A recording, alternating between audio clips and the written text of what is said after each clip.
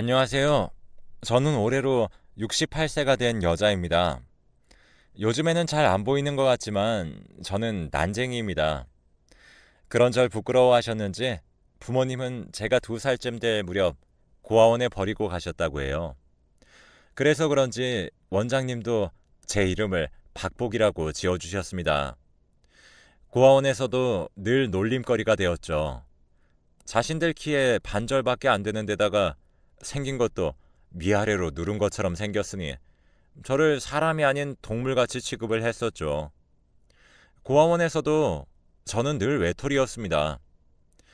그렇게 17살이 되던 해에 갑자기 고아원 원장님은 저에게 결혼 상대가 정해졌다며 남편 얼굴도 모른 채 팔려가듯 시집을 가게 되었어요. 알고 보니 고아원을 자주 드나들던 50대 아저씨가 있었는데 자신의 아들도 난쟁이인데 장가라도 갈 수 있으려나 하던 찰나에 저를 보고는 너무 급하게 시일을 당기게 되었다고 하더라고요. 그때 처음 남편의 얼굴을 봤는데 난쟁이라기보다는 저보다는 많이 큰 편이었습니다. 제 키는 130cm 정도였는데 남편은 그래도 153이라고 했었죠. 근데 워낙 집안 자체가 키가 컸었다 보니 그냥 집안 어른들은 남편을 난쟁이인가 보다 해버렸다고 했었다고 해요. 그렇게 2살 차이 나는 남편과 결혼 생활을 시작했는데 남편도 그렇고 저도 그렇고 사회적으로 편견이 가득할 때여서 흔한 직장 갖는 게 하늘의 별 따기 같은 시대였죠. 그때 당시만 해도 이렇게 남들과 좀 다르다는 것을 뭔가 전염병처럼 옮는다고 생각했었고 불운하다고만 생각했었어요. 그런데 남편과 제가 결혼한 지 얼마 안 되었을 때 아버님이 저를 그렇게 급하게 들여오신 이유에 대해 알게 되었습니다. 아버님이 늦은 밤 저를 따로 부르시더니 어차피 아이를 낳아봤자 유전될 수도 있고 그러니 아이 낳는 것은 생각하지 말라고 하시더라고요. 뭐 그렇게 생각할 수 있으려니 했지만 그래도 마음 한켠이 아팠어요. 그래서 알겠다고 했는데 아버님께서는 충격적인 제안을 하나 하셨습니다. 자신이 이웃집 아낙네와 바람이 났는데 그 아낙네가 임신을 해버렸고 출산을 할 때쯤에 서울에서 일하는 남편이 돌아오는데 이 사실을 알면 나도 그 사람도 두 집안이 풍비박산이 날 거라며 제가 아이를 임신한 척 하라고 하는 겁니다.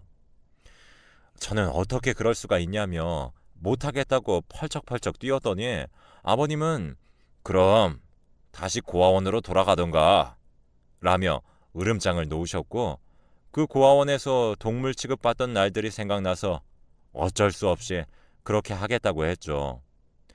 그렇게 저는 처음엔 조그마한 박을 배에 넣었다가 나중에는 점점 크기가 커지는 박을 넣었었죠.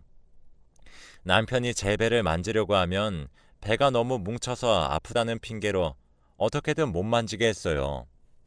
그렇게 옆집 아주머니의 출산이 거의 임박했을 때 아주머니가 도와준다는 핑계로 제가 그 집에 가서 제 손으로 아이들을 받았습니다. 아이는 쌍둥이였죠.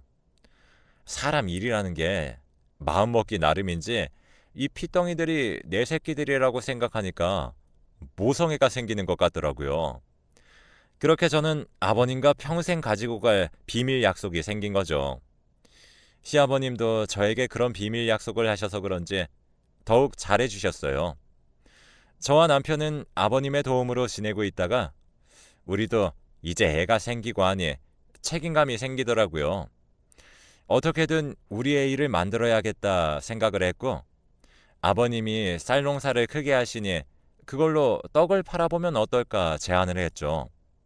그렇게 저희는 아버님이 주시는 쌀로 떡을 만들어 장에다가 팔았고 정말 장사가 잘 되었어요.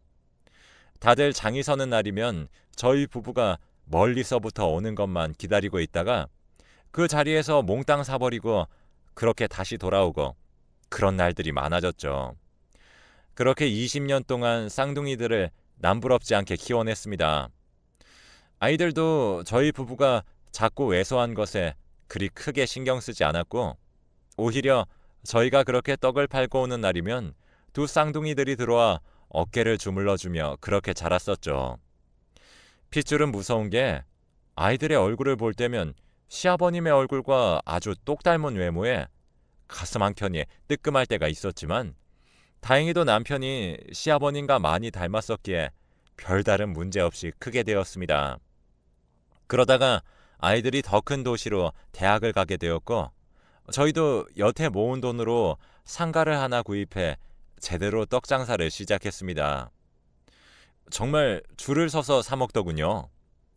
아버님이 주시는 쌀도 워낙 좋았기에 아버님께 늘 감사하면서 살았어요. 그런데 아이들이 문제였습니다. 그렇게 저희에게 살갑던 아이들이 대학을 간 후로 저희를 부끄러워하는 게 느껴지더라고요. 아무래도 아버님과 같이 살았던 시골에는 허리가 굽어진 할머니, 할아버지들도 많았고 키가 그리 크지 않은 분들이 많았기에 저희도 그렇게 별로 다를 게 없다고 생각하고 살아왔던 것 같은데 대학을 가니까 부모가 다른 사람들과 다르다는 게 느껴졌었나 봅니다. 그래서 친구들과 지나가다가 저를 마주쳐도 다른 길로 가버리거나 무시를 하더군요. 마음은 아팠지만 아이들 입장에선 남들과 다른 부모의 모습이 충분히 싫었을 거란 생각이 들어 저도 그럴 때면 모른 척하고 지나갔습니다. 그리고 이렇게 큰 도시에 나와서 장사를 하다 보니 못된 손님들도 많았어요. 대부분의 손님들은 그래도 맛있다며 늘 변하지 않고 이렇게 떡을 만들어 달라고 하시는 분들도 있었던 반면 친한 친구의 소개나 지인들의 소개로 온 분들은 저희를 딱 쳐다보고는 어머, 이게 뭐야? 사람 맞아? 이렇게 작은 사람들도 있나? 원숭이들 아니야? 라며 저희 외모만 보고는 가버리는 손님들도 있었습니다. 도시에 나오니 다시 어렸을 때 놀림받았던 기억들이 한꺼번에 떠오르더군요. 저는 그때부터 사람을 만나고 응대하는 것이 어려웠습니다. 남편도 많이 상처받고 속상해했을 텐데도 그런 저에게 안에서 떡만 만들라고 하고 본인이 손님을 응대했었죠. 그런데 어느 날 어떤 손님이 가게를 쑥대밭을 만들었습니다. 한 손님이 오더니 저희 집에 있던 모든 떡들을 던지면서 여기서 준 떡인지 모르고 받아 먹었는데 우리 아이가 이 떡을 먹고 나선 잘만 풀던 문제를 다 망쳐버렸다며 불길한 것들이 많더니 음식에도 불길한 기운이 들어가는 것 같다며 유명한 무당들을 데리고 와 한바탕 구슬치고 난장판을 만들고는 가버렸죠. 그런 일이 있고 나니 가게에는 손님들이 뚝 끊겨버렸습니다. 그 당시만 해도 그런 걸 믿었을 때였으니까요. 그래도 모은 돈이 꽤나 많았던 터라 남편과 저는 서로를 위로하며 새로운 일자리를 찾아보자고 했었고 그 사이 아이들은 27살이 되어서 장남인 수철이는 결혼할 여자를 데리고 왔었죠. 장남인 아들은 그래도 엄마 아빠 고생한다면서 저희의 마음을 많이 알아주는 편이었지만 딸은 여전히 저희만 보면 피하고 말도 섞질 않았어요. 그렇게 수철이는 무탈하게 결혼을 했습니다. 사돈께서도 열심히 사시던 저희 이야기를 들으시곤 크게 탓하지 않으셨죠. 문제는 딸 예지였습니다.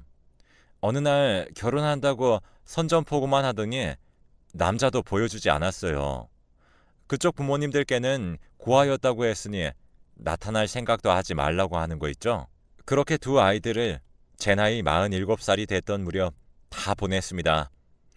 너무 일찍 결혼한 탓에 아이들을 다 시집장가를 보냈는데도 참 젊은 나이였네요. 그렇게 남편과는 다시 떡 사업을 해볼 방법이 없을까 고민하던 중에 딸과 아들에게 주려고 담궈놨던 김치가 생각이 났습니다. 아들은 가지러 왔었는데 딸은 도통 나타나질 않았죠. 그래서 남편은 아들에게 물어 딸이 살고 있다는 집에 찾아갔습니다. 그리고 내려놓고만 오려고 했는데 한 남자가 말을 걸더군요. 저희 집 앞에서 무슨 일이세요? 라고 물어보니 너무 당황스러워서 잘못 놔뒀나 봐요 하려는 찰나 제 딸아이가 저를 보고는 기겁을 하면서 달려오는 겁니다. 미쳤어? 누구 인생 망치려고 여길 나타나? 하며 악을 고래고래 질렀습니다. 그런 저를 보며 남자분은 딸에게 자기야 잘못 오셨대. 왜 그렇게 민감해? 라고 하자 딸은 아, 그래? 내가 아는 사람이랑 비슷하게 생겨서 나도 모르게 이러면서 휙 하고 집으로 들어가 버렸습니다. 그 남자는 알고 봤더니 제 딸이 결혼한 남자였었죠. 저도 제 처지가 이래서 남들 욕은 안 하는 편이긴 하지만 관상이 아주 요상했어요. 뭔가 노는 사람 같이 생겼다고 표현해야 할까요? 그 남자는 저희를 찬찬히 살펴보더니 갑자기 그 남자가 미친 듯이 웃으면서 아니, 뭐 이렇게 생긴 것들이 있어? 라며 예지를 다시 데리고 나오는 겁니다. 예지는 저희를 잡아먹을 듯이 째려보고 있었고 그 남자는 갑자기 저희가 들고 있던 김치통을 열어서 김치를 꺼내더니 저희에게 부어버렸습니다. 졸지에 김치에 절여진 저희는 어안이 벙벙했습니다. 이게 무슨 일인지 도무지 알 길이 없던 찰나에 그 남자는 아니, 우리 집 앞에 이런 걸 가지고 오면 어떻게 해요? 기분 더럽네 진짜. 아니, 뭐 어디서 굴러 먹었으면 이렇게 신기하게 생길 수가 있지? 하며 맘껏 빈정거리더니 들어가 버렸습니다. 저희는 충격에 오들오들 떨고 있었고 그 모습을 보던 예지는 다시는 나타나지 마 한마디 남기고 들어가 버렸습니다. 저희는 그날 이후로 정신 나간 사람들처럼 보내고 있었는데 갑자기 예지와 그 남자가 찾아온 겁니다. 그러면서 그 남자가 무릎을 꿇더니 어머니 아버지 몰라봬서 정말 죄송합니다 하는 게 아니겠어요. 남편이랑 영문을 몰라서 서로 눈만 꿈뻑꿈뻑 뜨고 있었죠. 그렇게 저희에게 김치를 쏟아부었던 날 예지가 남편에게 엉엉 울며 사실 자기 엄마 아빠라고 했다더군요. 사실 예지는 사실대로 말하면 버림받을 것 같아서 꽁꽁 숨겨뒀었는데 오히려 그 사실을 밝히고 나니 남편이 자기가 큰 실수를 저질렀다고 사과를 하고 싶다며 오히려 그렇게 마음 졸이며 살아온 예지를 더 꼭 안아주었다고 합니다. 아무리 그래도 저희는 이해가 되지 않았습니다. 그래서 사위에게 아무리 그래도 모르는 사람이면 그렇게 하면 된다는 겐가? 자네 말이 앞뒤가 하나도 안 맞지 않은가? 라고 이야기했더니 사위는 정말 그러면 안 됐지만 자기가 난쟁이한테 당한 적이 있어서 그 뒤로 난쟁이들만 보면 화가 나서 그렇게 한다고 하더라고요. 사위의 말들을 들어보니 자기는 고등학교 동급생 중 하나가 난쟁이였고 매일같이 놀림을 받았는데 자신은 불쌍해 보이기도 하고 사람이 사람한테 저럴 수 있나 싶어서 그 동급생 난쟁이를 챙겨주었다고 합니다. 그런데 그 동급생 난쟁이는 오히려 그런 자신의 마음을 이용해 돈을 뜯어내고 나중에는 이간질까지 해서 학교에서 퇴학을 당하게 되었고 그런 뒤로 난쟁이들만 보면 그 배신감에 온몸이 떨렸다고 하더군요. 이렇게 다 듣고 나니 왜 사위가 저희를 쳐다봤을 때 그렇게 알 수 없는 눈빛을 했으며 김치까지 쏟아부었는지 저희도 그렇게 당하며 자랐기에 그런 사위가 안쓰러웠습니다.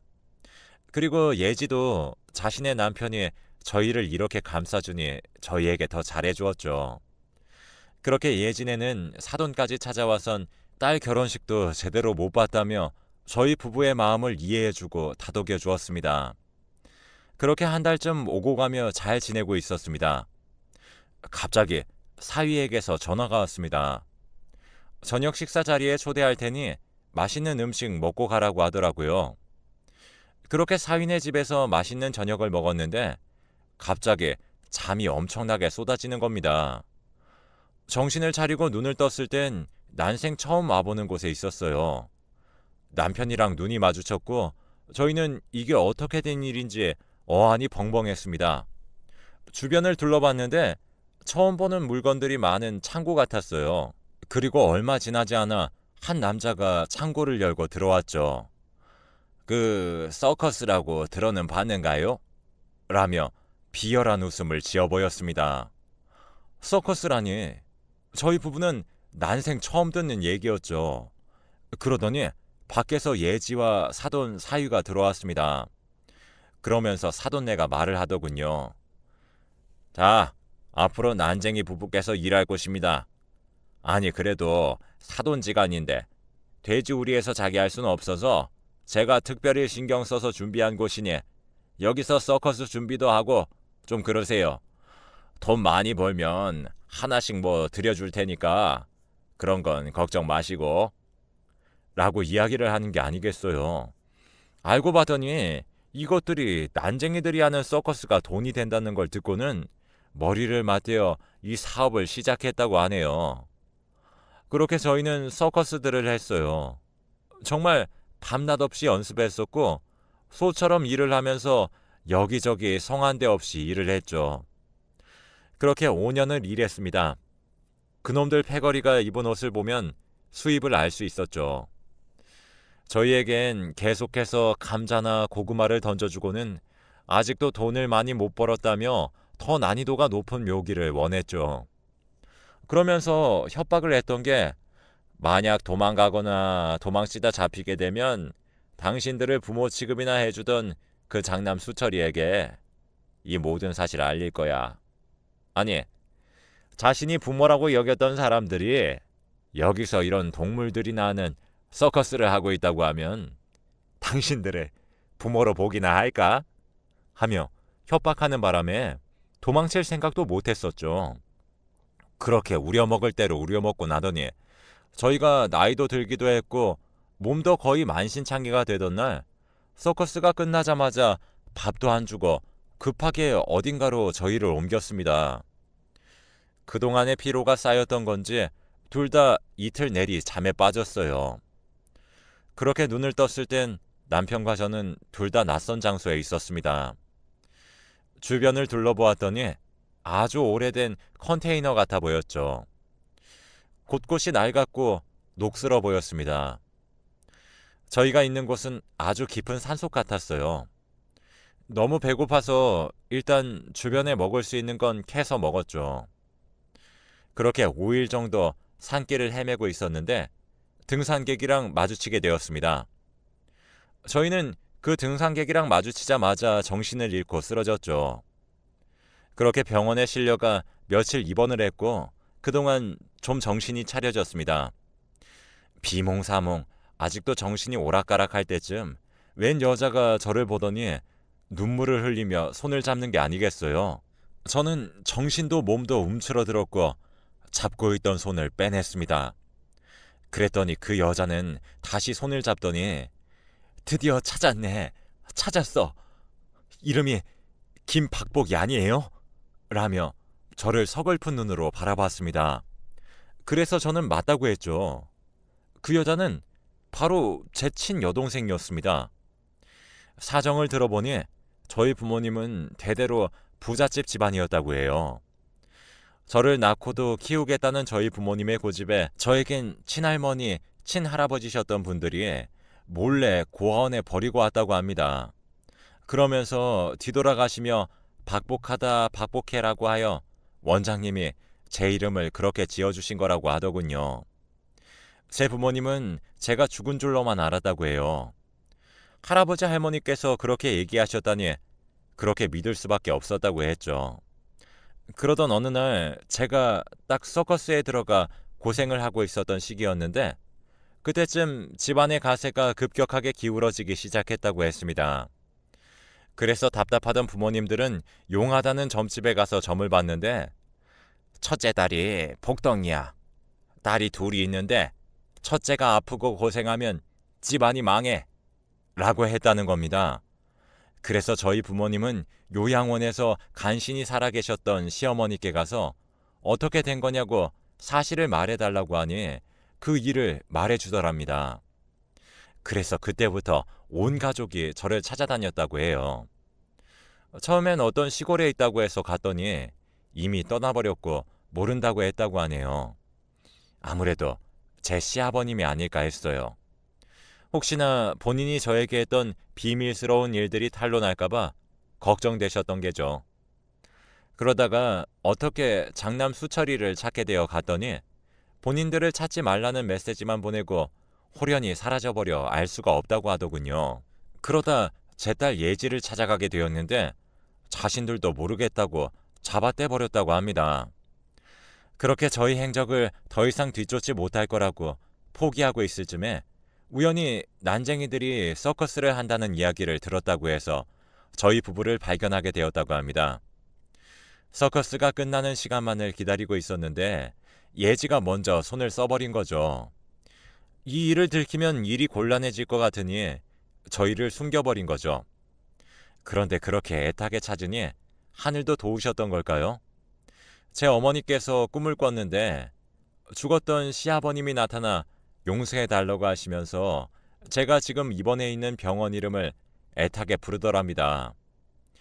이건 필시 내 딸의 위치다 라고 느꼈던 어머니는 여동생에게 먼저 알렸고 그 뒤에 어머니도 도착하셨습니다. 저희 모녀들의 눈물겨운 상봉이 극적으로 이루어지던 날이었어요.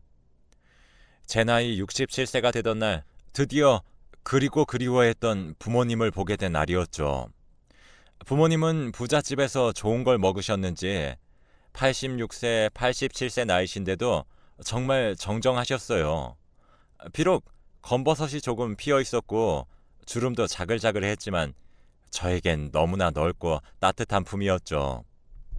저희 집이 부자인 걸 알게 된 둘째 딸은 염치가 없게도 얼굴을 비추더군요.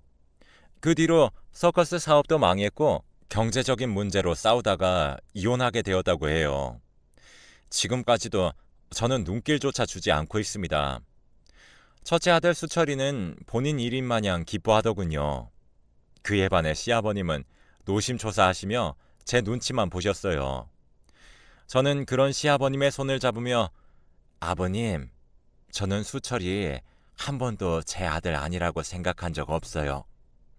제 배로 낳진 않았지만 박으로 제 배를 채워가며 정말 제 아이가 되면 잘해주어야겠다고 생각을 했어요. 마음으로 낳은 제 새끼이니 절대로 어디 가서 말하지 않을게요. 아버님도 이젠 마음 편히 집에 가서 쉬셔요. 라고 말씀드렸습니다. 저는 그렇게 부모님이 물려주신 재산으로 일할 걱정 없이 노후 걱정 없이 살고 있습니다. 그렇게 꿈에도 그리던 50평대 전원주택에 들어와 살고 있어요. 그렇게 고생만 했던 젊은 날들이었지만 지금은 생각도 안 날 정도로 행복하게 살고 있습니다. 여러분들도 부디 나와 다르다고 너무 고깝게 여기지 마시고 마음 너그러이 응원해 주셨으면 좋겠습니다.